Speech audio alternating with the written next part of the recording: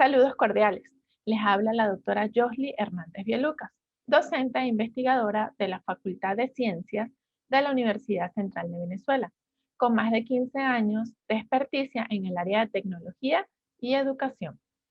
Tengo el placer de compartir con ustedes en las cuartas jornadas de educación a distancia, tecnologías e innovación emergente de la educación en tiempos postpandémicos, retos y desafíos, un taller sobre el diseño de un aula virtual y sus primeros pasos, donde abordaremos los aspectos fundamentales desde un enfoque tecnopedagógico, considerando los elementos pedagógicos y los elementos técnicos para la gestión del entorno virtual de aprendizaje, lo que corresponde a nuestra aula virtual. Estoy agradecida con el comité organizador por la invitación y es un honor para mí estar con ustedes en este espacio. Le doy la más cordial bienvenida a esta experiencia de aprendizaje en tiempos de pandemia. Muchos éxitos. A continuación vamos a dar inicio a nuestro taller sobre los primeros pasos para diseñar un aula virtual. En este espacio quiero compartir con ustedes todos los elementos fundamentales para poder desarrollar nuestro entorno virtual desde un enfoque integral. Vamos entonces a dar inicio.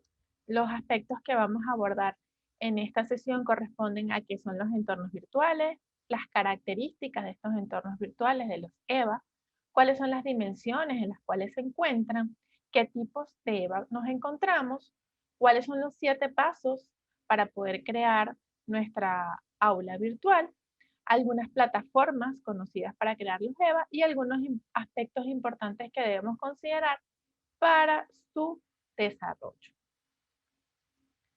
Vamos a comenzar con qué es un aula virtual. Esto corresponde a un entorno virtual de aprendizaje. Nuestro entorno virtual de aprendizaje es un espacio educativo en el cual se encuentran nuestros elementos fundamentales para llevar la gestión del proceso de enseñanza y aprendizaje. Es aquí donde nos encontramos con diferentes materiales y medios didácticos preparados para la modalidad, en la cual podemos observar la diversidad de herramientas tecnológicas que tenemos, aunado a ello todo lo que son las estrategias que vamos a implementar en estos espacios y la evaluación de los aprendizajes. Aunado a todo esto, tenemos los mecanismos de interacción síncrona y asíncrona en nuestro espacio, además de nuestros tutores virtuales, que son los mediadores de nuestro proceso. Y por último y no menos importante, nuestros estudiantes o participantes. Quiero destacar algunos elementos interesantes que corresponden a que un curso en línea no es un simple depósito de materiales, que los estudiantes y los docentes necesitan un plan de trabajo bien estructurado para ir avanzando en la consecución de lo que tiene que ver con el proceso de enseñanza y aprendizaje. Tenemos entonces nuestros medios de comunicación síncrona y asíncrona.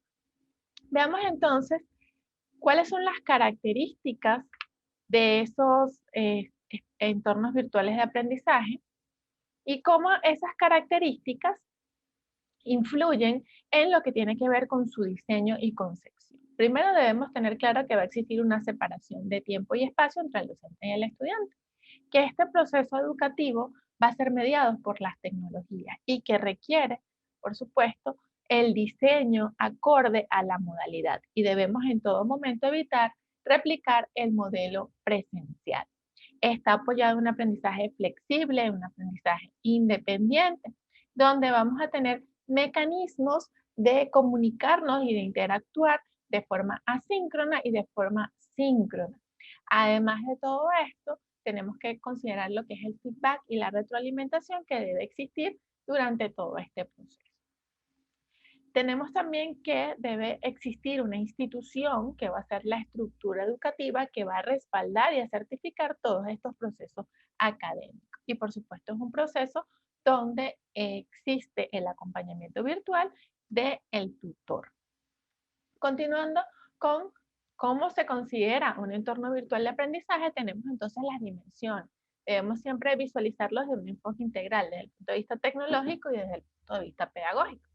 Desde el punto de vista pedagógico, porque ocurre la mediación de este proceso de enseñanza y aprendizaje a partir del cual tenemos entonces nuestro diseño instruccional en lo cual establecemos nuestras competencias o nuestros objetivos según sea el enfoque con el que trabajemos, las estrategias que vamos a desarrollar, cuáles son las actividades o las actividades que vamos a tener en este espacio, los recursos educativos, medios, materiales, acordes que vamos a preparar y por supuesto la evaluación de los aprendizajes. Desde el punto de vista tecnológico está la accesibilidad a estas plataformas, a este ecosistema tecnológico y a las herramientas y dispositivos que utilizamos para llevarlo a cabo, la funcionalidad que nos ofrecen, la riqueza multimedial, donde podemos entonces combinar los formatos de audio, de video, de texto, de imágenes, entre otros. Y por supuesto, la comunicación y la interacción. Aquí quiero compartir con ustedes unos elementos muy importantes que nos da la CUET en el año 2020, donde nos habla de 7 pasos que nos permitan entonces crear de una manera integral, precisa y práctica nuestra aula virtual. Tenemos entonces nuestro paso número 1, que es la planificación, paso número 2, la orientación, el paso número 3, los contenidos, el paso número 4, la comunicación, paso número 5, las actividades, el paso número 6, la webconferencia o lo que es las videoconferencias y por último, el paso número 7, la evaluación. A continuación vamos a destacar cada uno de estos pasos. Iniciamos con el paso 1, la planificación. Debemos tener a mano la planificación de nuestra asignatura o de nuestro curso, según sea el caso. Debemos entonces tener un cronograma previsto, debemos definir cómo va a ser la configuración de nuestro aula virtual, si es por unidades, si es por temas, por bloques, por semanas. Y aunado a todo esto, el tiempo que se va a dedicar a cada uno de ellos. Y esto entonces nos permite ir visualizando y ordenando nuestros contenidos y las actividades. Esto se traduce en tener entonces un plan de trabajo y un cronograma. Siguiendo entonces con nuestro paso número 1, que tiene que ver entonces con esta planificación, la CUET nos deja unos consejos importantes. Primero, debemos identificar el periodo de trabajo, es decir, si es por semanas o por temas, y tener claro cuáles son las competencias o los objetivos que se van a trabajar en cada uno.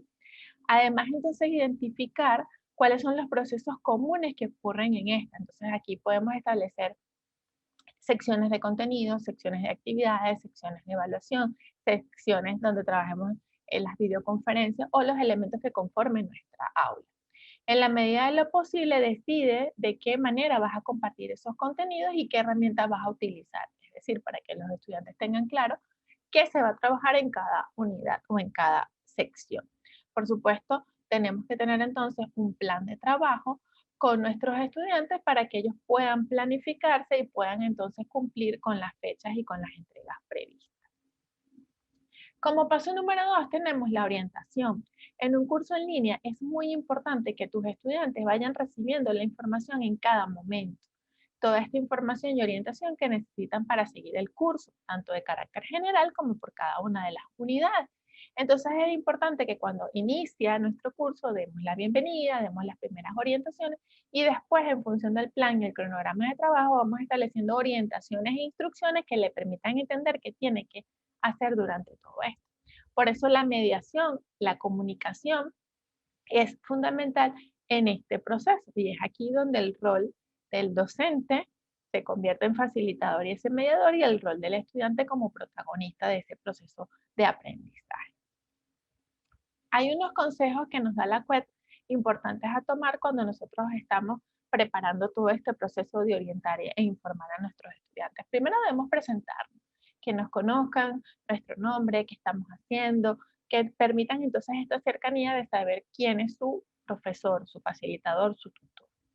Informa a los estudiantes cómo está configurado el curso, cuál es la estructura, cuáles son los espacios que tiene el aula virtual. Tiene un espacio de cafetería, tiene un espacio de anuncio, todo esto para que se familiaricen. Después entonces da las orientaciones precisas, es decir, qué es lo que deben cumplir durante todo el proceso. Aunado a ello, envía mensajes cuando inicie cada unidad, cada módulo. Es conveniente siempre ir haciendo un seguimiento, mensajes de recordatorio e ir acompañando. Por supuesto, debes informar cómo es el proceso de evaluación y cuáles son los criterios y cuál es la ponderación.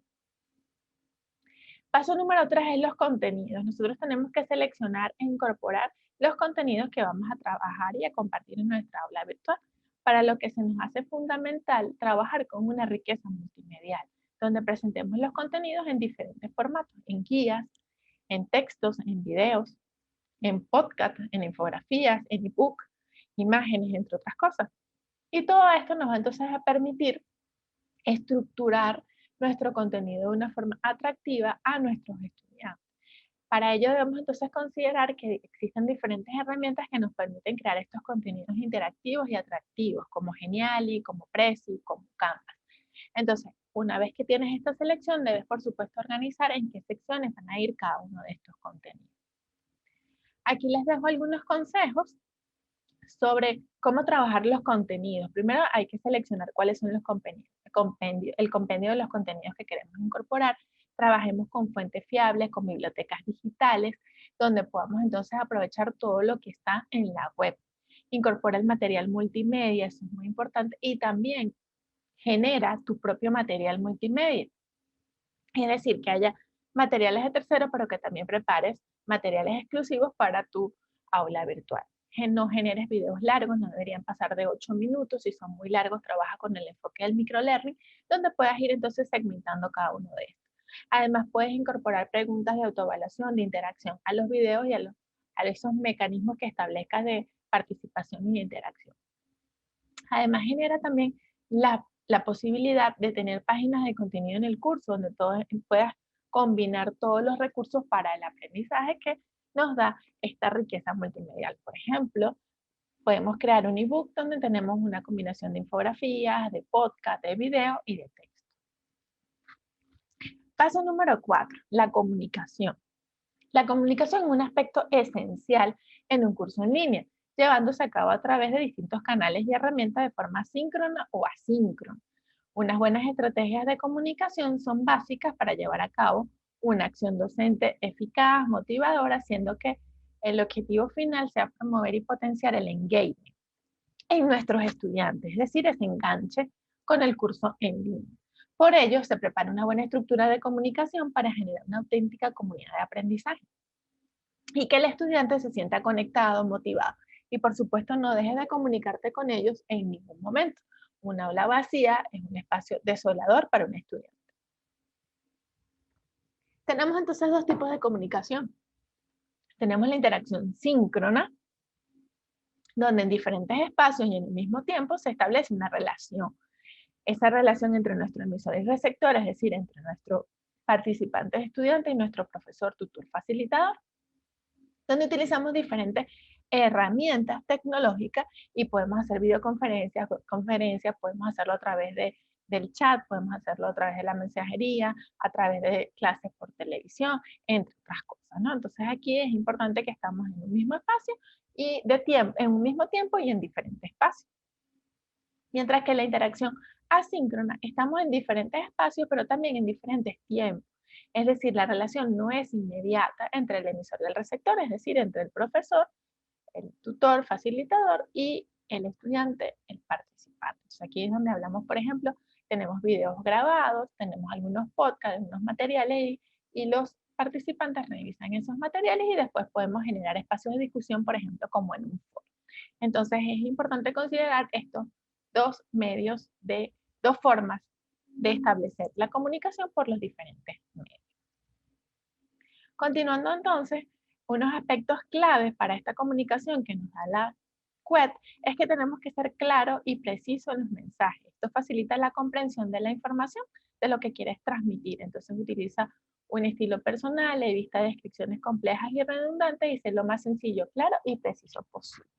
Siempre maneja un tono amable, positivo, es decir, que establezcas tu comunicación con estrategias que favorezcan un clima de aprendizaje amigable, favorable y por supuesto que haya una orientación a los estudiantes. Planifica las acciones de comunicación, prepara tus mensajes con antelación, envíalos de acuerdo al calendario, establece tu cronograma, tu estructura e indícale cuáles son los medios que tiene disponibles. Envía siempre mensajes regularmente a través del correo electrónico, a través de las mensajerías internas de las plataformas, motiva a tus estudiantes, acompáñalos si tienen alguna dificultad, si tienen alguna posibilidad de una incidencia, alguna duda, alguna inquietud, siempre estás allí.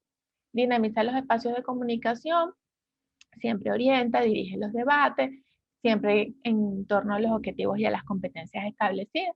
Además, también utiliza las etiquetas por parte de todos los integrantes de la comunidad.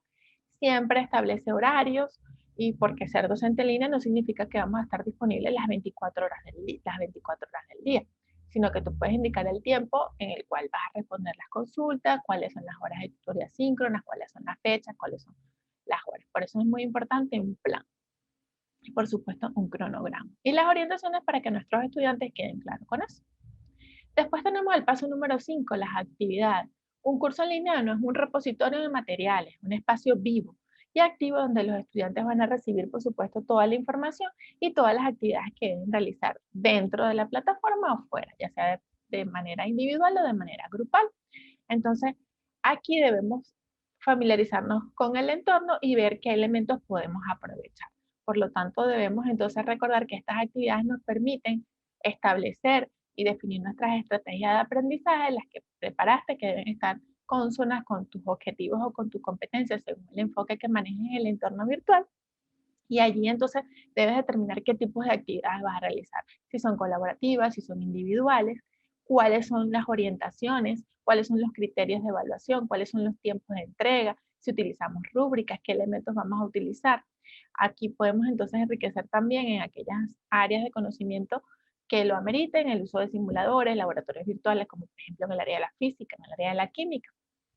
Todo esto con una riqueza que nos permita variar esa práctica de los contenidos que estamos abordando en nuestra aula virtual. Aquí quiero compartirles el ejemplo de nuestro campus virtual de la Universidad Central de Venezuela, que está centrado en la plataforma Moodle y donde tenemos una variedad de actividades y en función de nuestra planificación y en lo que nosotros queramos desarrollar, podemos crear cuestionarios en línea, podemos tener base de datos, podemos crear chat, podemos hacer videoconferencias, podemos establecer glosarios, etcétera. Lo importante es tener una planificación clara y cuáles son las actividades que deben desarrollar. Aunado a esto, con la planificación debemos evitar el uso excesivo de muchas actividades en periodos cortos de tiempo.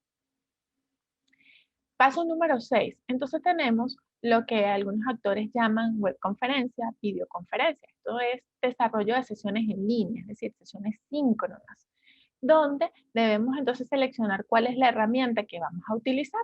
Esa herramienta que vamos a emplear puede ser Jitsi, puede ser Google Meet, puede ser Zoom, cualquier otro. Y debemos entonces establecer cuáles son las orientaciones didácticas a seguir para la participación en estos espacios. Es decir, podemos tener atención a dudas, podemos tener análisis de materiales, casos prácticos, podemos tener dinámicas de grupo, podemos tener espacios de retroalimentación, luego que realizamos algunas tareas que realizaron, algunas participaciones en foros, podemos tener exposiciones, podemos tener avances de proyectos. Lo importante de todo esto es que no podemos mantener el ritmo de una clase presencial a virtual con el uso de la tecnología. Entonces, es decir, pasar conectadas 4 o 5 horas en Zoom dando una clase magistral, todo lo contrario. Aquí entonces debemos preparar estrategias. Podemos utilizar aula invertida, donde los estudiantes deben revisar un material previo y luego vamos a una sesión a partir de preguntas generadoras y discutimos e interactuamos. Entonces, esto debe tener un propósito, debe tener una frecuencia, debemos tener una realización de unas pruebas técnicas para que los estudiantes dispongan de todos los elementos necesarios. Podemos grabarlo para que nos quede respaldo y los estudiantes puedan volver a verlo, aquellos que no se pudieron conectar. Y tenemos que tener claro la estrategia. No replicar, y lo insisto mucho, el modelo presencial.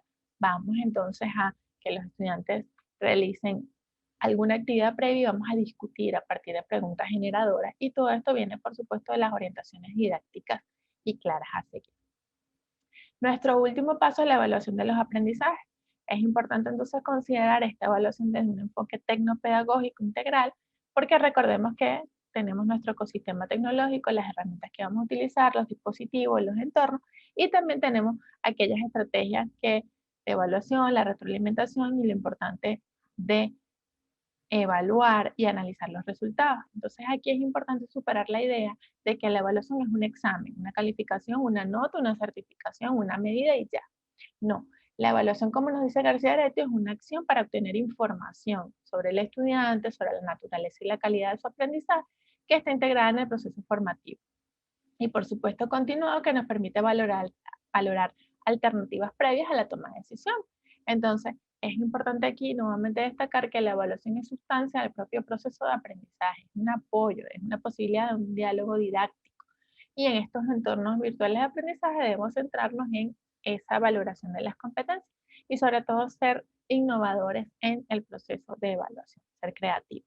Aquí les comparto algunos elementos que deben considerar como finalidades de la evaluación que vamos a llevar. Debemos tener clarificar y ajustar cuáles son los contenidos que vamos a evaluar, para qué los vamos a evaluar, cuándo los vamos a evaluar, diagnosticar situaciones. Podemos entonces también hacer valoraciones sobre las posibilidades, las limitaciones de nuestros participantes, mantener los constantes niveles académicos. Entonces, esto es una guía para el docente a fin de poder ir viendo qué va ocurriendo y si debe adecuar algunas cosas dentro del proceso de enseñanza y aprendizaje. Este seguimiento a cómo van los estudiantes. Entonces, bueno, aquí nos permite utilizar el conocimiento y las metodologías acorde a las necesidades y, por supuesto, a nuestra audiencia, a nuestros estudiantes. Motivar la actuación de los estudiantes, predecir los resultados, ver un poco el pronóstico, cómo está ocurriendo, y esto, por supuesto, nos permite reorientar. Claro, de informar a los estudiantes qué tipo de evaluación, cuándo se va a hacer la evaluación, si hay algunos fallos, algunas limitaciones de los estudiantes, animarlos a que puedan mejorar, a que la evaluación les dé información sobre cómo ellos pueden ir mejorando su proceso de aprendizaje. Y por supuesto, la evaluación nos permite la investigación, que esto va un poco más allá, de poder entonces ver, comparar los métodos, las estrategias, los cursos, los estudiantes, los diseños, los recursos que utilizamos, y por supuesto esta investigación nos permite entonces probar la eficacia de nuevos métodos, nuevas estrategias, y por supuesto siempre estar innovando y transformando y mejorando nuestras estructuras. En torno a ello debemos tener claro aspectos para hacer esta evaluación. Primero, ¿para qué vamos a evaluar? En función del momento, entonces si lo vamos a hacer diagnóstico, si lo vamos a hacer para un progreso, para ver las necesidades, para tomar decisiones, ¿qué vamos a evaluar? Entonces, es importante aquí los ámbitos del saber, el saber hacer, el saber comportarse, el saber relacionarse. Vemos entonces también cómo vamos a evaluar, si es sumativo, si es formativo, quién evalúa, si evalúa el estudiante a sus compañeros, si hay una coevaluación, una heteroevaluación, cuando evaluamos, cuando iniciamos, durante el proceso y por supuesto al final iniciar este proceso de enseñanza y aprendizaje. Algunos aspectos importantes para la evaluación, bueno, tenemos que estar claros que vamos a evaluar, cuáles son las competencias y qué vamos a hacer entonces para poder ver la evidencia de ese cumplimiento y de ese desarrollo de esas competencias. Revisar los resultados obtenidos, eso es una guía para poder observar cómo se va desarrollando el entorno virtual, cómo van participando los estudiantes. Realiza también qué tipo de evidencia vas a utilizar. Es claro que las rúbricas es una opción muy válida, que esto le permite una valoración mucho más integral. Entonces, esto también ayuda al estudiante a saber lo que se le va a evaluar. Utiliza las diferentes herramientas que tienes a disposición para poder hacer esta valoración. Es decir, tú puedes hacer actividades de evaluación colaborativa, evaluación individual, trabaja con estrategia y por supuesto siempre el feedback para ayudar a tus estudiantes a detectar los logros, a detectar la falla y por supuesto a mejorar. Y para que toda esta actividad y aprendizaje sea totalmente satisfactorio. Aquí les comparto algunas plataformas en las que pueden crear su aula virtual. Tenemos plataformas como Moodle, que es un sistema gestor de aprendizaje que es uno de los más utilizados a nivel mundial. Tenemos Edmodo, tenemos Canvas también como otra herramienta. Tenemos Chamilo, que nos permite también crear espacios, entornos virtuales de aprendizaje estructurado. Tenemos Google Classroom, que también es muy utilizada, y tenemos a Tutor. Entonces, en función de la plataforma que ustedes seleccionen, partiendo de su planificación, ustedes estructurarán sus espacios y sus entornos virtuales de aprendizaje. Para finalizar, quiero destacar estos aspectos muy importantes en nuestros entornos. Primero, a partir de nuestro programa de estudio, tener claro entonces nuestro enfoque, si es objetivo, si es competencia, tener nuestro diseño instruccional y planificar y hacer todo nuestro cronograma. Aún a todo esto, definir cuáles son nuestros contenidos, nuestras actividades de evaluación, establecer las orientaciones didácticas de forma clara y explícita para nuestros estudiantes, para acompañarlos durante todo el proceso. Utilizar diferentes contenidos, utilizar videos, utilizar todos aquellos elementos que le permitan al estudiante aprovechar la riqueza multimedial. Es decir, puedes combinar los podcasts, puedes combinar los videos, puedes combinar los textos, las guías, todos aquellos elementos que permitan entonces establecer estos espacios. Aunado a esto también, tener actividades individuales, tener actividades colaborativas, proyectos, elementos que permitan a ellos interactuar con sus pares. Así también establecer mecanismos de heteroevaluación, de coevaluación y de autoevaluación. Tener tus espacios de comunicación, aquellos espacios síncronos, aquellos espacios asíncronos, las instrucciones, en las etiquetas, en qué momento, los horarios, todo lo que permita estructurar tu aula virtual. Además de acompañar y motivar a tus estudiantes, fomentar la participación, si existen dificultades, debilidades, tener esa flexibilidad para poder atenderlos y acompañarlos. El calendario es fundamental porque les permite a ellos establecer su planificación y su cronograma a lo largo de todo ese proceso de enseñanza y aprendizaje. Y por último, no menos importante, tener una cartelera de anuncios y noticias que siempre ellos puedan recibir notificaciones y les pueda llegar vía correo electrónico, en los grupos que se apoyen de WhatsApp, de Telegram, para tener entonces todas estas formas de interacción. Como lo repito, un curso en línea no es replicar el modelo presencial y no es solamente tener un depósito de material, sino establecer estrategias y medios para que se pueda fomentar la interacción y la participación, porque nuestro estudiante es el protagonista de este proceso de enseñanza y aprendizaje. Muchísimas gracias por este espacio en el cual compartimos aquellos primeros pasos que nos permiten diseñar y estructurar nuestra aula virtual. Ahí les dejo mi correo electrónico para cualquier duda, para cualquier inquietud. De verdad, un placer haber estado con ustedes en este espacio, agradecida por la invitación en estas cuartas jornadas de educación a distancia, por lo que les invito a reflexionar y a poner en práctica todos estos elementos que van a enriquecer su práctica pedagógica con el uso de las tecnologías de la información y la comunicación. Muchísimas gracias, me despido y muchos éxitos.